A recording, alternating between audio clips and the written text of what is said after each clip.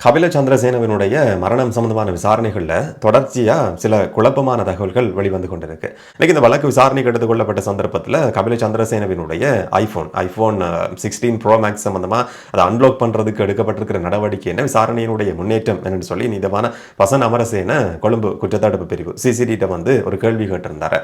இந்த போனை வந்து இலங்கையில் அன்லாக் பண்ண முடியாம இருக்கு, இதனால சில நேரங்களில் வெளிநாட்டுக்கு அனுப்ப வேண்டி இருக்கு. இப்ப சிஐடியினுடைய பொறுப்பில் அது ஒப்படைக்கப்பட்டிருக்கு. அமெரிக்காவினுடைய FBI உதவி இந்த போன் அன்லாக் பண்றதுக்குன்னு சொல்லி எந்த விதமான வசதிகளும் கிடையாதுன்றதுக்காக அமெரிக்காவுக்கு சில நேரங்களில் அனுப்பப்படலாம். இதுக்காக அமெரிக்காவினுடைய FBI உதவியை பெற்றுக்கொள்றதுக்கு அவங்களுக்கு இமெயில் அனுப்பியிருக்கிறோம்னு சொல்லி இன்னைக்கு சிசிடி கொழும்பு குற்றத்தடுப்பு பிரிவு வந்து நீதிமன்றத்தில் அறிவிச்சிருந்தது. ரெண்டாவது, அந்த ரெண்டு வீடுகள்லையும் அவருடைய சடலம் மீட்கப்பட்ட வீடா இருக்க முடியும், இல்லாட்டி கபில சந்திரசேனவினுடைய வீடா இருக்க முடியும். ரெண்டு வீடுகள்லையும் சிசிடிவி இருந்தாலும் காட்சிகள் எதுவும் ரெக்கார்ட் ஆகலன்னு சொல்லி சொல்லப்பட்டிருந்தது. அந்த நிறுவனத்தினுடைய சிசிடிவி வந்து இன்ஸ்டால் பண்ண நிறுவனத்தினுடைய ஒரு உத்தியோகத்தர் இன்றைக்கு சாட்சியத்துக்கு நீதிமன்றத்துக்கு கூப்பிடப்பட்டிருந்தார். அவர் சொல்றார், 2 வருஷங்களுக்கு முதல்ல அரவிந்த் சில்வாவினுடைய வீட்டுக்கு நான் போய் பார்த்த நேரத்தில் 2 வருஷங்களுக்கு முதல்ல சிசிடிவி சிஸ்டத்தில் வந்து வீடியோ எல்லாமே ரெக்கார்ட் ஆகியிருந்தது என்ற ஒரு விஷயத்தை அவருடைய வாக்குமூலத்தில் பதிவு செய்கிறார். ஏற்கனவே 2022ஆம் ஆண்டு காலகட்டத்தில் தான் இந்த சிசிடிவிகள் பொருத்தப்பட்டிருக்கு.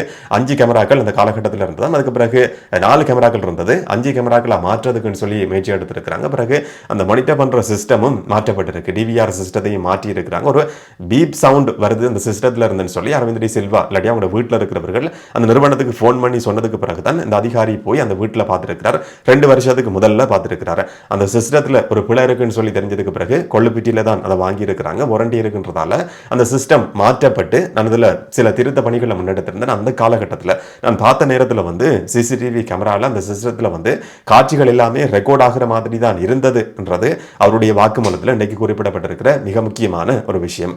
மூன்றாவது என்னன்னு சொன்னா, 2 பேர்கிட்ட மரண விசாரணை நடத்த வேண்டியிருக்கு. நீதிமன்றத்தில் முன்னிலையாகிறதுக்கு நீதிமன்றம் ஒரு உத்தரவு பிறப்பிக்கணும்னு சொல்லி, அழைப்பான உத்தரவு பிறப்பிக்கணும்னு சொல்லி கொழும்பு குற்றத்தடுப்பு பிரிவு வந்து இன்னைக்கு நீதிவான் பசன் அமரசேனிட்ட ஒரு கோரிக்கையை முன் வச்சிருந்தது.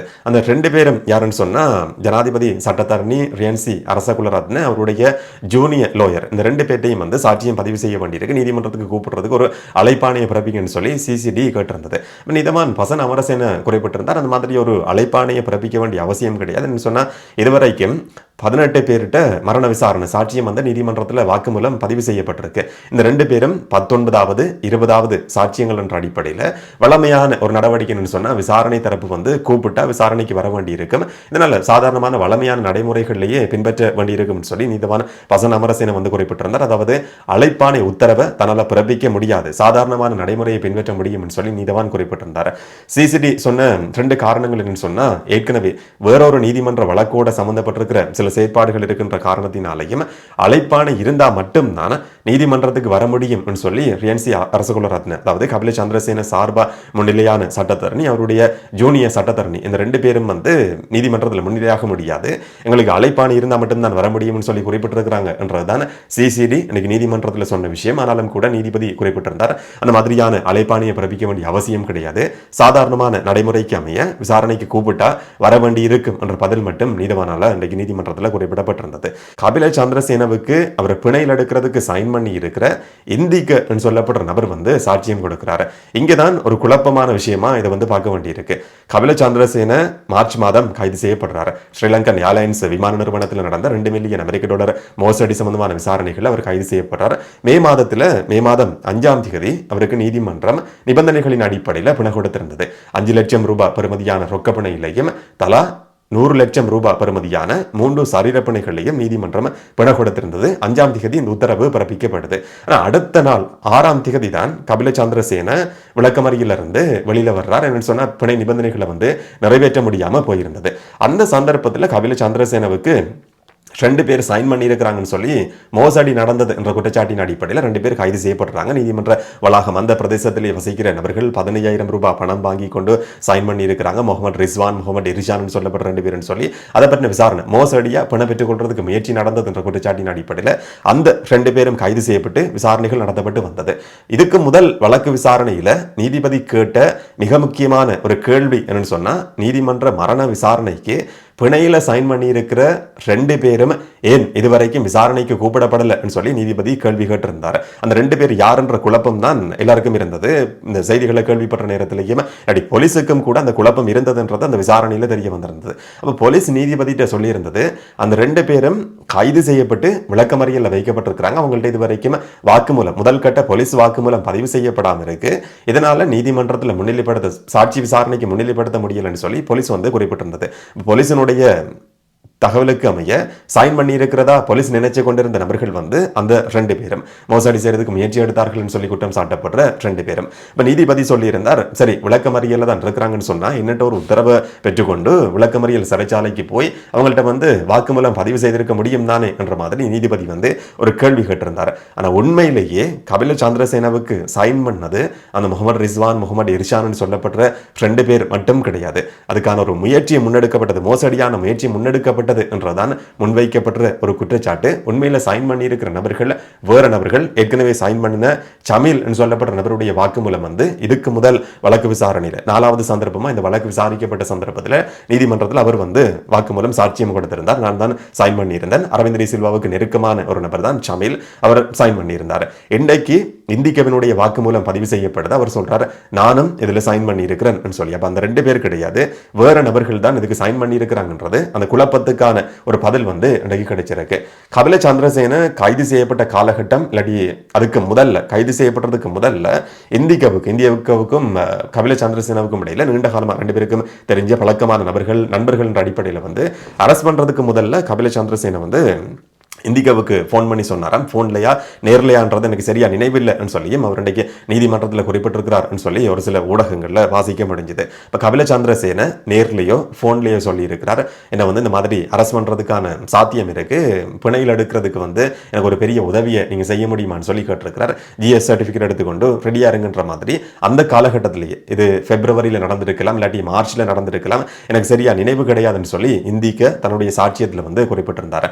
அவருடைய வாக்குமூலம் இன்றைக்கு பதிவு செய்யப்படுது. சம்பவம் நடந்த நாள்ல என்ன நடந்ததுன்றதை பற்றியும் அவர் விவரிச்சிருந்தார். அவர் பிணை எடுக்கிறதுக்கு சைன் பண்ண போயிருக்கிறார். பிறகு மற்ற மோசடி சம்பந்தமா கபில சந்திரசேனவினுடைய பிணை ரத்து செய்யப்பட்டு திரும்ப கைது செய்யறதுக்கு நீதிமன்றம் ஒரு உத்தரவை பிறப்பிச்ச சந்தர்ப்பத்தில் 7ஆம் திகதி அரவிந்த் டி சில்வாவினுடைய வீட்டுக்கு இந்திக்கு போயிருக்கிறார். அந்த வீட்டில் கிட்டத்தட்ட எல்லாரும் சேர்ந்து கதைச்சிருக்கிறாங்க, என்ன செய்ய போறோம்ன்றதை பற்றி. லாயர்ஸ், அந்த குடும்பத்தோட சம்பந்தப்பட்டிருக்கிற நபர்கள் கதைச்சிருக்கிறாங்க. அந்த இடத்துல இருந்தவங்க யாருன்னு சொன்னா அரவிந்த் டி சில்வாவினுடைய மனைவி, இதை தவிர ஜமீல் சொல்லப்படுற ஏற்கனவே வாக்குமூலம் கொடுத்திருக்கிற சைன் பண்ணி இருக்கிற நபர், சாந்த சொல்லப்படுற இன்னும் ஒரு நபர், ஃபேடி சொல்லப்படுற நபர், இந்திக்க, இந்த சிலர் அந்த அரவிந்த் டி சில்வாவினுடைய வீட்டில் இருந்திருக்கிறாங்க. அதுக்கு பிறகு லோயரை பார்க்கறதுக்கும் போயிருக்கிறாங்க. லோயரை பார்த்து வீட்டுக்கு வந்ததுக்கு பிறகு அந்த இடத்துல சாப்பிட்றதுக்கு எல்லாரும் இருந்தாங்கன்ற மாதிரி நடந்த சம்பவத்தை விவரிச்சிருக்கிறாரு. இது ஒரு முக்கியமான தகவல் என்று சொன்னா, இதுக்கு முதல்ல நீதிமன்ற வழக்கு விசாரணையில சில விசாரணைகள் ஒழுங்கா முன்னெடுக்கப்படாமல் இருக்கின்ற மாதிரி நீதிபதி சிசிடிவிட்ட ஒரு கேள்வி கேட்டிருந்தார்.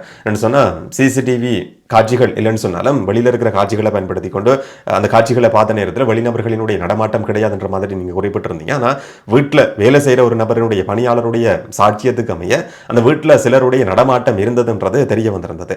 அந்த நபர்கள் சம்பந்தமா ஏன் விசாரிக்கப்படல, அந்த நபர்கள் யாருன்னு சொல்லி கேள்வி கேட்கப்பட்டிருந்தது.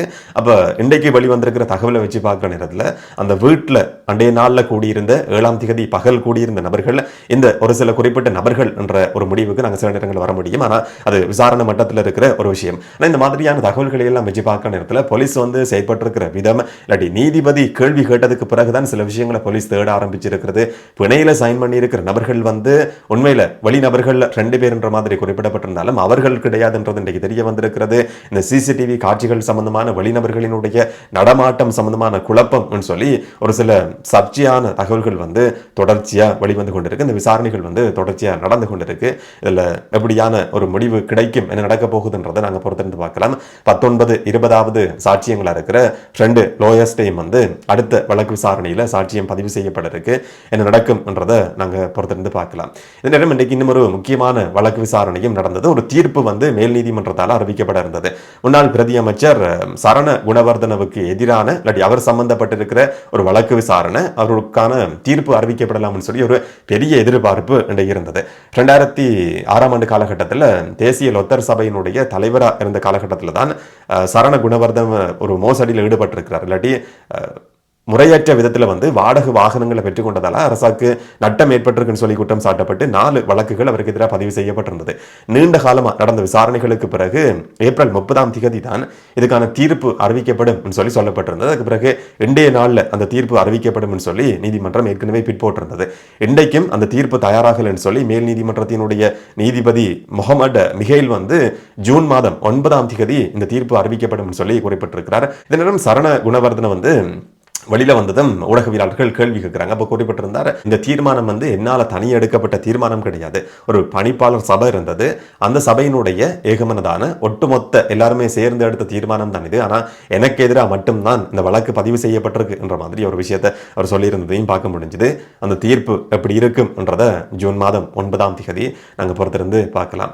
இந்த நேரம் நேற்று நடந்த இன்னும் ஒரு முக்கியமான வழக்கு விசாரணையில் முன்னாள் போலீஸ் மாதிபர் தேசபந்து தென்னகோனுக்கு எதிராக குற்றப்பத்திரம் 1 மாதத்துக்குள்ள குற்றப்பத்திரம் தாக்கல் செய்யப்படும் சொல்லி சட்டமாதிபர் திணைக்களம் அறிவிச்சிருக்கு. 2022ஆம் ஆண்டு கோட்டாபய ராஜபக்சவுக்கு எதிராக போராட்டம் நடந்த சந்தர்ப்பத்தில் காலி முகத்திடல பொதுமக்கள் மேல போராட்டத்தில் ஈடுபட்டவர்கள் மேல தாக்குதல் நடத்துறதுக்கான முயற்சி, தாக்குதல் நடத்தப்பட்ட சம்பவம், அதில் தேசபந்து தென்னகோனுக்கு எதிராக குற்றச்சாட்டு முன்வைக்கப்பட்டு விசாரணைகள் நடந்தது. அதில் குற்றப்பத்திரம் தாக்கல் செய்யறது இன்னும் 1 மாதத்துக்குள்ள நடத்தப்படும் சொல்லி சட்டமாதிபர் திணைக்களம் நீதிமன்றத்தில் அறிவிச்சிருக்கு. இந்த மாதிரியான ஒரு சில முக்கியமான வழக்கு விசாரணைகள் இந்த நாட்களில் தொடர்ச்சியாக நடந்து கொண்டிருக்கு. இந்த விசாரணைகளில் என்ன நடக்க போகுதுன்றதை நாங்கள் பொறுத்திருந்து பார்க்கலாம். இதை பற்றி நீங்கள் என்ன நினைக்கிறீங்கன்றதை கமெண்ட்டை சொல்லுங்கள். இன்னும் ஒரு வீடியோவில் இன்னும் ஒரு தகவலோட சந்திக்கலாம். வணக்கம்.